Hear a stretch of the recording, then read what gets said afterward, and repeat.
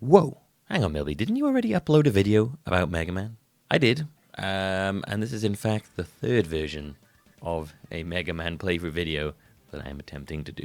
I've had some uncertainty about the direction of this channel for a while, and after at least a year or more of kind of just being nothing more than a channel where I upload my streams, I've decided to try my hand at doing my editing content again. And, you know, I was pretty happy with the edited content that I put on at first, but in the end it still kind of made my channel feel like a dumping ground for my streams. So this video is going to be something new. It's something I've never done before. This is my first ever like fully scripted video. I'm reading a script right now. This bit isn't in the script, but I am reading the script and I'm just adding things. So if you see me reading, that's why. So as of watching this, I should have written a couple of scripts ahead. So assuming everything goes well, then you'll see at least a few more videos like this. So my plan with this series is not to review these games, but more to give hopefully an entertaining recount of my journey through the Mega Man series, while kind of giving my thoughts on things, and then finally doing a fun sort of ranking of all the games together. So as of writing this now, my plan is to create a video series only for the original series. So that would include Mega Man, Mega Man 2, Mega Man 3, Mega Man 4, Mega Man 5, Mega Man 6, Mega Man 7, Mega Man 8, Mega Man 9, Mega Man 10, Mega Man 11, Mega Man and Base, Mega Man The Wily Wars, which is a remake of Mega Man 1, 2, and 3 for the Sega Genesis. I'm pretty sure I got that console right. And finally, Mega Man Powered Up, which is a remake of the very first Mega Man. So that's 14 planned videos in this series. As this is all being scripted and edited by just me, videos, you know, they might take a while. My plan, which might be a little ambitious right now, is to try and get at least one of these out every week. And I'm kind of writing about 3 videos ahead of time to help with that. I will eventually catch up with myself, but at the moment I'm trying to keep about 3 videos ahead. This is a very new type of video for me, so it's going to be a bit rough in parts. It might feel a bit chopped up, a bit awkward, and any feedback from all of you out there would be extremely welcome. So, with all that introduction out of the way, let's finally get down to our very first game of this new series. Released in 1987 for the Nintendo Entertainment System, Mega Man is a blue dude who likes to jump. He likes to shoot, and he likes to steal his enemy's skills. That's the basic idea behind this first game, and while later games will eventually add more skills to the little blue guy, this game starts the basic gameplay elements that will persist through the entire series. The game itself has no opening cutscene, and it just kind of plonks you right into the action. The story itself isn't really very important in pretty much any Mega Man game, but I personally love to overanalyze the story, so I'll always give you a full rundown of the story so far. So I'm now going to read you the North American English version of the manual, and then a sort of basic translation of the Japanese version. In the Japanese version, you'll hear me say the word Rockman, because that's what he's called in Japan. And in the American one, the English one, you'll hear me say Mega Man, because that's what he's called internationally. In the English version, the story goes as such. It's Mega Man versus the powerful leaders and fighting forces of Monstropolis, that strange multifaceted land of robot-like humanoids. Brilliant scientist Dr. Wright conceived the construction of fully operational human-like experimental robots to perform specific everyday duties. Dr. Wright and his assistant Dr. Wily, encouraged with their very first near-human robot, Mega Man, proceeded to develop 6 additional humanoids, all programmed to perform prescribed rituals. But with the exception of Mega Man, all of Dr. Wright's near-human robot experimentation went awry. Assistant Dr. Wily turned disloyal, reprogramming Dr. Wright's humanoids, now bent on destroying opposition so Dr. Wily could control the world and its resources. Resisting reprogramming, Mega Man is chosen the defender of the universe and its inhabitants. Mega Man dares to single-handedly penetrate 7 separate empires of Monstropolis, eliminating the leaders and followers of these sovereignties. Now you've heard all that, ignore every single part of that. For some reason, he's called Dr. Wright in this manual. It's Dr. Light. They never call him Dr. Wright again, I don't think. There is no Monstropolis, they just make that up for the English version. So pretty much ignore most of what happens in that.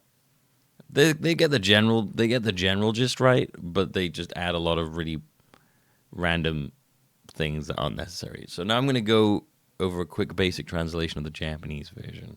In the year 200X, through the use of scientific advances, humanity created humanoid robots for industrial use. One day, Dr. Light, the foremost authority on these industrial robots, received the following news. The robots you developed are going out of control, one after the other. At this rate, robots will take over humankind. Robots taking over humankind? This must be the work of the evil genius Wily. He's modified the robots Dr. Light developed and is bent on using their power to take over the world. Dr. Light summoned Rock, a household robot he always cherished like his own son. And then, to recover the heart portion from each of the 6 robots he had created himself, he modified Rock into the combat robot Rockman. Go, Rockman! Successfully recover the 6 robots, and then destroy Dr. Wily's massive robot factory and restore peace. So, the game starts off, and we are given a choice of 6 robot masters to face. Now, the basic loop of these games is you go in, you beat the boss, and you gain its power. Each robot master has a weakness to another one's power, and once you find out who is weak to who, then you typically just follow the weakness around the board. It is, however, entirely up to the player what order they take on the game bosses. I often choose to not use weaknesses against bosses for just a bit more of like a self-imposed challenge, but on this run-through, we will be using the weaknesses. So we're going to start off with Bombman, as I find him to be the most simple robot master to fight with our kind of basic lemon shots. I actually used to always start with Cutman, but beginning with Bombman will mean that we don't need to return to a level again later on. I'll explain that as we go.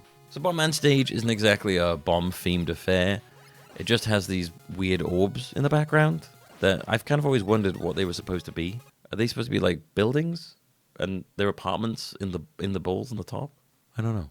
So in this level, we are going to face off against these small hopping pink things, jumping bombs, floor-mounted turrets, wall-mounted turrets, little green men with shields that go by the wonderfully unfitting name Armored Joe, the kind of bullet bills that you'd find in a discount bargain bin store, sets of floating balls with eyes, and these weird little blob things with one eye that just kind of shuffle about wherever they want to go. The general level isn't too hard to get through.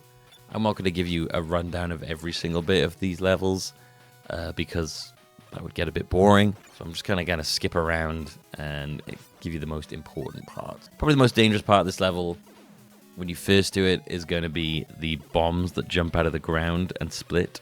They can take a little bit getting used to, but once you do, you're not really going to have much trouble with the whole rest of the level. Eventually, we face off against the master of this area, Bombman. It's a simple fight, so long as you learn the way he throws his bombs. It's all about baiting his bombs into one place, running away, and then just hitting him again. And so with Bombman down, we have his bomb power, and we head off to face the wonderfully named Gutsman. So while Gutsman may sound like some sort of freaky inside-out robot, he is actually just a civil engineering robot used for land reclamation and construction. And his level shows as much, as it looks like it's kind of based in a construction site. Some of the features of this level include my absolute nemesis, the green moving platforms. And when you jump on these, Mega Man will drop like a stone if he falls off the ledge. And these things swing down so incredibly fast when they hit the little gaps in the track. It takes some very precise timing not to fall prey to these little buggers.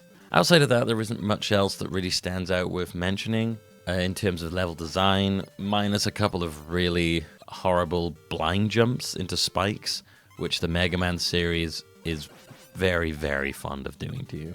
Enemy-wise, we do run into a couple of the Me tools, which become a big staple of the series, and their little adorable hats. And I think this is the only time you ever come across the pickaxe-throwing Me tools in this game. Gutsman himself can be a bit of a pain when it comes to the fight. His jumps tend to leave you stunned if you don't jump when he lands, and the timing is very, very tight, and I personally often end up jumping way too early and end up taking a whole boulder to the face. Using his weakness will defeat him fast, but getting the bombs to land in the right place is something I am not very consistent at. But Gutsman goes down simple enough. Gives us the power of guts, which, instead of giving us the world's longest intestine, turns out to just be picking up boulders. Cutman faces our mighty guts next. Designed by Dr. Light to cut up paper, because that man is so lazy. Well, no. But I wish he was designed to cut up paper, but he's actually designed to be a timber-felling robot. Cutman's level is quite distinctly not cut-based, or even timber-based. It's actually probably one of the most basic-looking of all the game's levels, consisting just of green brick-looking things. You'll notice that we face off against these very creepy, smiling robots that just tend to make me just a little bit uncomfortable. They have this really annoying way of dipping right as you jump to shoot, so you end up shooting over them. Once you get the timing down, as with all things in this game, it's not too bad, but they are often a source of frustration, and those smiles don't help. You get some more of the usual culprits, and a very intimidating looking one-eyed hopping thing. Now this thing can take a real beating, and it likes to do these small hops that whenever I decide to run under, and then these big hops whenever I decide, you know what, I'm going to hold back because he's going to do a small jump. I don't know what it is that triggers what kind of jump they're going to do, and after all these years, I still haven't worked it out, so these guys always give me a bit of trouble. Probably the strangest part of this level are the scissor vending machines that just sit about, spewing out scissors. I actually have no idea what their purpose is in this world, but whenever I see them, it always gives me a nice little laugh. Maybe there's a scissor shortage or something. Dr. Light's sitting around like, I don't have any scissors. And so he's just made a machine that will just constantly shoot out scissors. So for anyone. But didn't really think about, how dangerous it would be to have a machine that constantly shoots out scissors. Oh, Dr. Light. So full of promise. At the end of the level, we have Cutman, who faces our might and takes 2 boulders to the face very fast for all his troubles. Fortunately, Unfortunately, Cutman, with his weakness, is a bit of a joke. Up next on our list is Elman, who actually was originally built to control the voltage of nuclear power plants. What a good lad. So I haven't mentioned it yet, but the music in the Mega Man series is full of absolute unstoppable bangers. Now this level is a standout in the first game for me, featuring a song that sounds suspiciously close to the Journey song Faithfully.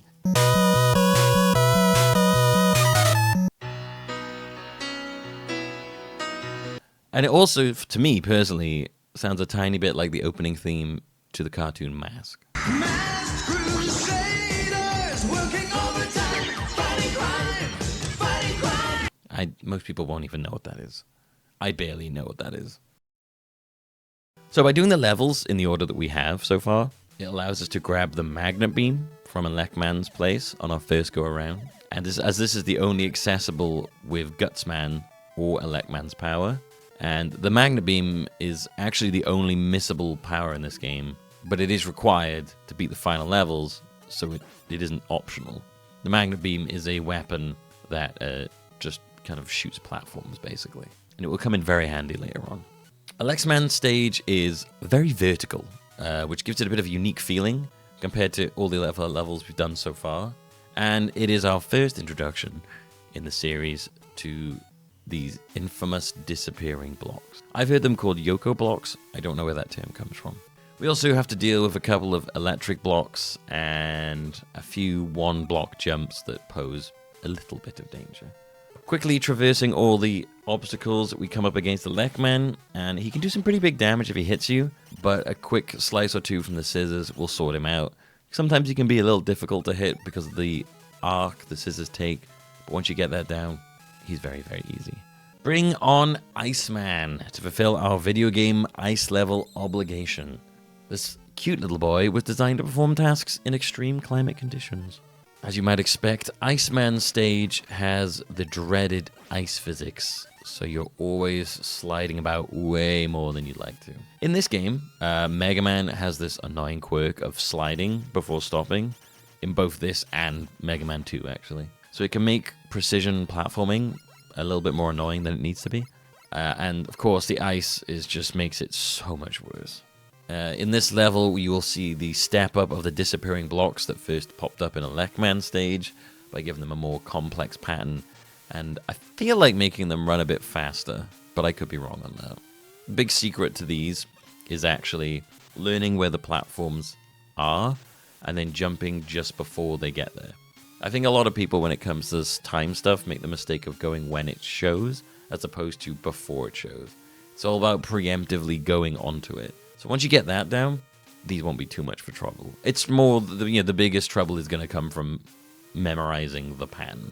I would say the toughest part of this level definitely comes in the form of this series of moving platforms with these silly googly eyes that like to shoot at you at the exact same time. They move in random patterns, so you can often end up standing on them for a lot longer than you'd like, waiting for just like the right timing for them to line up. However, with the use of the magnet beam that we found in the previous level, that challenge is lowered significantly. It has taken more than a few lives from me in the past, so even if you got the magnet beam, don't let yourself get too cozy. You still got to be a little careful, but it's going to definitely take the frustration down quite a few notches. Enemy-wise, the floating penguins seen throughout this level are probably my favorite part of Iceman's stage. They're basically the missiles we met earlier, but with a new skin, and they don't explode when you shoot them, and they are, of course, infinitely cuter. At the beginning of the level, you also meet this little green dude, another little green dude. That's two little green dudes. This guy's not so little, though, who likes to separate his body and legs, but if you use Cutman's weapon, it just takes him out in one hit. A lot of enemies have weaknesses to boss weapons that will kill them a lot faster than they would otherwise, so it's always quite handy to learn that. Eventually, you come to Iceman himself, and it is a pretty simple fight, especially with Elman's power at your side. Usually about 2 or 3 hits of Elman's power will take him out, and he'll barely get a round of his own attacks off. I actually barely remember what this guy does. I think he just jumps and shoots ice in like 3 shots, but it's been a while since I spent more than a second on this fight. Finally, we face the last robot master, and that is Fireman, who, if you can guess it, uses fire. I personally like this level the most out of the first 6. I think it makes really good use of the fire theme. You get pillars of flame coming out the floor that you can then use Iceman's power to freeze and utilize them as platforms afterwards, which is something you haven't seen in this game before. And most of the other obstacles in this level consist of jumps over big flame pits with fireballs coming out and pipes that shift fireballs around. Again, all very avoidable with magnet beam. I think without Iceman's power, this stage would probably be a lot more annoying, but honestly, I've pretty much never come here without it, so I don't really have any idea. One of the main reasons I actually never come here without ice power is the robot master himself, Fireman. He sucks. I generally don't really like this dude at all. Unlike most fights, where you can skillfully dodge around attacks, fights against Fireman kind of always just turn into a slap fight of hitting each other non-stop, hoping the other one goes down first. Now, I'm sure there are easier ways to beat this guy, and in fact, I have seen videos where you can manipulate this lovely hot lad into such a way where he becomes a lot more manageable. I, however, have never worked out how to recreate these videos, so I hate him. However, this time, I actually got very lucky, and he went down on his first try. So we get Fireman's power, and with that, we've defeated all the Robot Masters for this first game. With all of those Robo Master lads down, we can access the final set of stages against the evil Dr. Wily. Now, this man loves to make his presence known with, the most obnoxious sound possible.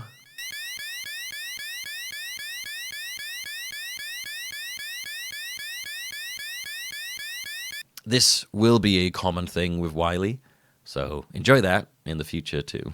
Wily's castle consists of 4 stages, with a boss at the end of each part. Now, the quality of these stages varies wildly, with some making use of all the mechanics the game has thrown at you so far, to test your kind of mastery of the game's various powers, while, others will consist of a long hallway that just pushes you along while you stand in place and shoot penguins and missiles. So, stage 1 is probably the best of the Wily stages for me personally. First of all, you have to deal with a series of the one-eyed hoppers. It can be a little tough at times, but when you get the timing down, again, not too bad. Series of fire pillars that take up the difficulty from what we saw before, requiring you to time them quite precisely in order to get through without also getting yourself stuck. We come across a few scary spike blocks here and there, and also I'm pretty sure, the only required use of the magnet beam in this game. So, if you didn't grab it, which is very, very possible on a first playthrough, then you are just literally stuck here, and you have to die to go back and get the beam, and then come back again to continue. It's a little mean, but it is the NES era, so honestly, it's not that surprising. Eventually, you reach the boss of Stage 1, and it is the infamous Yellow Devil. Now, this boss on a first playthrough absolutely sucks. It consists of a series of blocks that fly at you very fast, and if you don't know the pattern, then you will just get hit.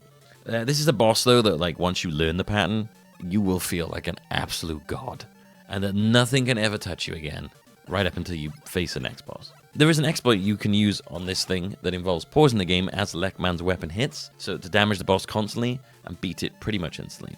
It's kind of like a pause buffer thing. But I am far too pure to ever do such a thing, and it's definitely not just that I can't pull it off. Yellow Devil goes down, and we shift right along to Stage 2.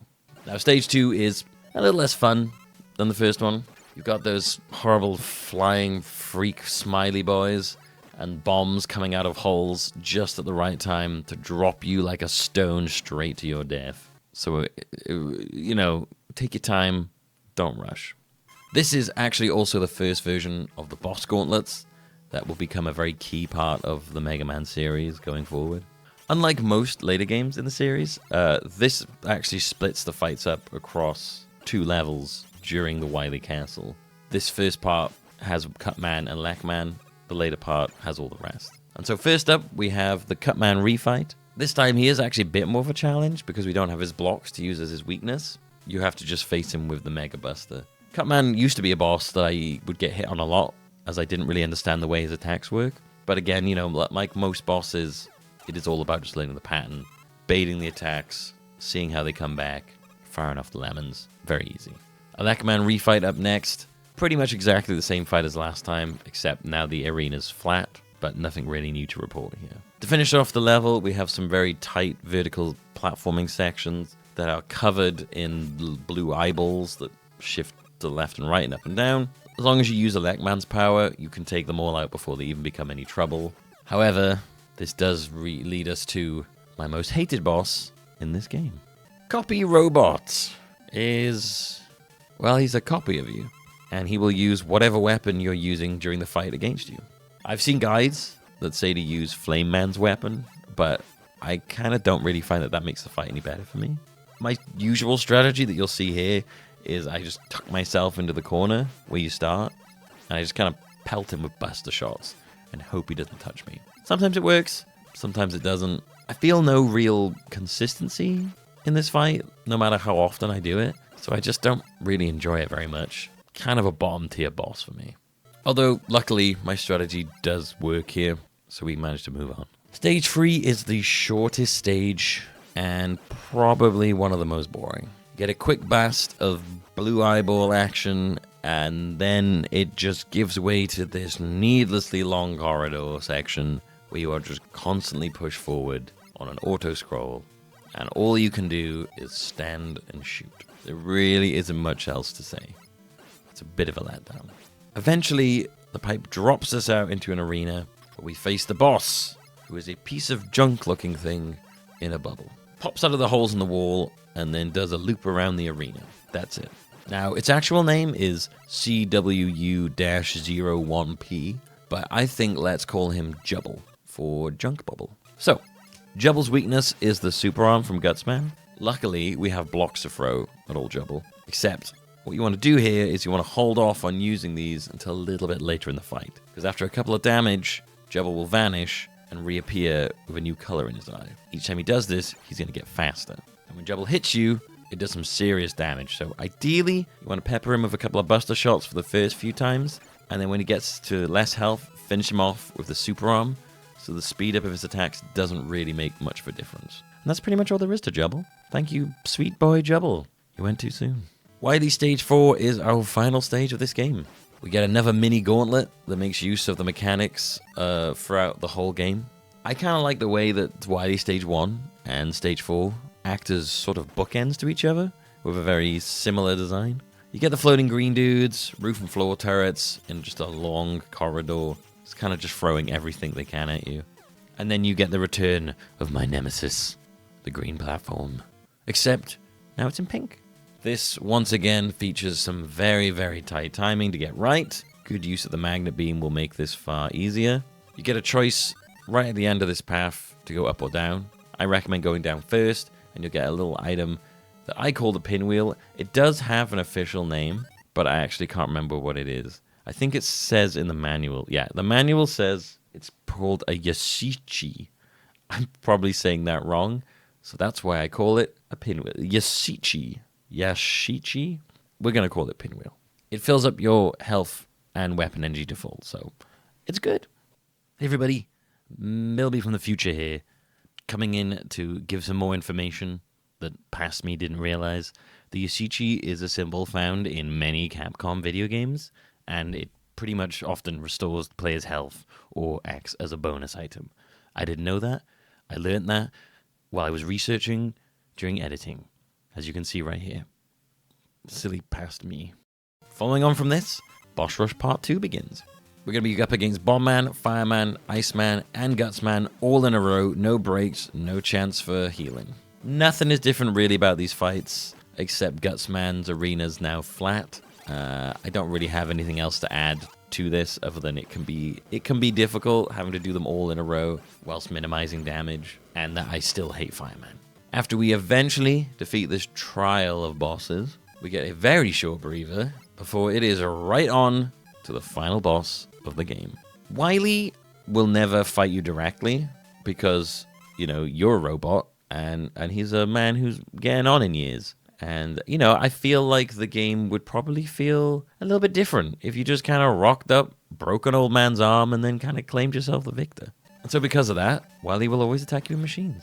So in this game, Wily has two phases. They're both just called Wily Machine, kind of phase 1, phase 2. In phase 1, he lobs shots at you, and you can usually dodge them quite easily by running back and forth to control where the shots land. His weakness here is actually Firestorm from Fireman, but I clearly forgot this while I was recording, and I used Cutman's weapon for some reason. I beat him though, so it's fine. As we shift into phase 2, his glass screen breaks, and I'm hoping it was safety glass, or Wily is going to be in a whole world of pain. Phase 2 has only one attack, but it can be a little tricky to get the timing right on the dodge. I think I did pretty good okay here. I once again used Cutman's power with his weakness, and it's Elman's power, which is his weakness, the Thunder Beam. And I don't know why I use Cutman again. You can, if you want, do the same buffer trick on this boss as the Yellow Devil. I would never do such a thing. Never. After a couple of hits, we take Wily down. He begs us for our forgiveness because the man has no dignity. And the game just kind of ends. Well done. You won. The game at the end gives you this strange message about never stop fighting until all the destructive forces are defeated. What and who these destructive forces are, I have no idea. But congratulations, I guess. So, you know, this game definitely feels rough after playing all the later entries in the series. It's got the Mega Man DNA in it, but all the really good refinements will kind of come along later in entries and then really solidify this as a great platformer series. Oh yeah, during the credits, Mega Man gets his kid off, runs home, and then we see his sister Roll for the only time in the game. And now that I think about it, I think it's the only time we see Dr. Light too. I'd say it's a fine as a standalone game, but when you compare it to later entries, then I think it's probably one of my least favorites. It is, however, very short, so it's a fun game to pick up, play through, and put down. So at the end of these videos, I kind of want to do a little ranking thing for fun. I'm going to rank all the game's bosses, and then I'm going to rank the game itself against the other games in the series, and maybe give it a little score too. Bear in mind, this is all just personal taste and for fun, so, you know, don't be weird about it. Okay, boss rankings. At number 10, I'm going to have to go with Copy Robot. I hate him, and he's just Mega Man, but weird. Number 9, we've got Fireman. I just hate this fight because it always feels like a DPS race, so down you go, Fireman. Number 8, we're going to have Cutman. I'm more of a rock man myself in rock, paper, scissors, so, you know, sorry Cutman, but rock beats cut. Scissors. Yeah, I could have written that better. At number 7 is Elman. He's got a smug face, and I feel like he would call me bro a lot, even though I don't really know him. Number 6 is Wily. This man just needs to stop hiding in machines and, like, raise some fists now and then, you know? Don't be afraid to break a couple of bones. Moving on to number 5, we have Bomb Man. I kind of love this guy. and I honestly don't know why. I think it's because in my head, he has this sort of inferiority complex to Bomberman, and I just find that really funny imagining him just being like, Bomberman guy, damn, he's always taking my thunder. Number 4 is Iceman. He just always looks so sad in this game. Look at that face. It's like he doesn't really want to be here. Plus, all of his official artwork is just cute as hell. And number 3 is Gutsman. I mean, just look at that face. Wiley loves this dude. I love this dude. And Wiley will later on not stop bringing this guy back in various ways. And I don't blame him. And so at number 2, it's Yellow Devil. He is just an iconic boss in Mega Man, and he will return in various forms throughout the series. He's just a boss that I think is so satisfying to master. And he looks like a Play-Doh man, which makes him look very edible, but don't eat him. And so, of course, at number 1, you all knew who it was going to be. It's Jubble. Honestly, before making this video, I'd have put him at the bottom. But then after I came up with the name Jubble, he just kind of went to number 1 in my heart. And so we salute you, Jubble. Overall, I'd give Mega Man a 5 out of 10 for difficulty, probably a 3 out of 10 for music, and maybe a 5 out of 10 for enjoyment. With this being the only game we have so far, then I can't really rank it against any of the other games, so it's just going to stay at the top. And that's it. That is our first video complete. Thank you everyone for watching. This is my first time I've ever made a video like this, so any and all feedback is welcome. I know it's a bit rough. I'm still working on the way I write, how I'm going to describe these. Hopefully it'll get better as I go. So leave a comment, leave a like, and I will see you on the next episode, where we will not be going over Mega Man 2, as you might expect, but we're going to be going over the PSP game, Mega Man Powered Up, which is a remake of this game. See you then, everyone.